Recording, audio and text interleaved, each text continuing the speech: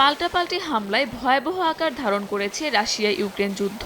বিভিন্ন অঞ্চলে একে অপরকে লক্ষ্য করে ব্যাপক হামলা চালাচ্ছে সেনারা। এরই ধারাবাহিকতায় ইউক্রেনের দোনেৎস্কে একটি বহুতল ভবনে রুশ বাহিনীর ড্রোন হামলায় হতাহত হন কয়েকজন। দেশটির ঝাপুরিজিয়ার একটি শিল্পাঞ্চলেও এদিন হামলা চালায় পুতিন বাহিনী। একই সঙ্গে স্থল অভিযান চালিয়ে নতুন নতুন বসতি দখলও অব্যাহত আছে তাদের।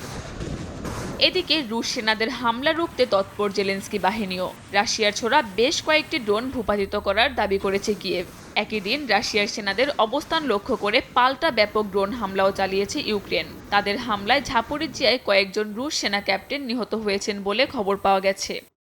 রাশিয়ার সঙ্গে ইউক্রেনের যুদ্ধক্ষেত্রে উত্তর কোরিয়ার সেনারা ব্যাপক প্রাণহানির মুখোমুখি হয়েছে বলে জানিয়েছে হোয়াইট হাউস। গত সপ্তাহে শুধু রাশিয়ার কুর্স্ক অঞ্চলে 1000-এরও বেশি উত্তর কোরীয় সেনা নিহত বা আহত হয়েছে বলে শুক্রবার জানিয়েছেন হোয়াইট হাউসের মুখপাত্র জন কির্বি।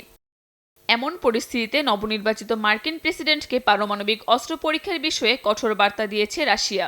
রুশ উপপররাষ্ট্রমন্ত্রী বলেছেন, পারমাণবিক অস্ত্র পরীক্ষা ইস্যুতে ট্রাম্পের কঠোর নীতি সত্ত্বেও মস্কো এ ধরনের কর্মকাণ্ড থেকে বিরত থাকার বিষয়টি বাদ দিচ্ছে না। তিনি যুক্তরাষ্ট্রকে সতর্ক করে বলেন, রাশিয়ার পারমাণবিক অস্ত্র দেশটির ওপর হামলাকারীদের শান্ত করার উদ্দেশ্যে তৈরি আছে। কাকলি আখতার, সময় সংবাদ।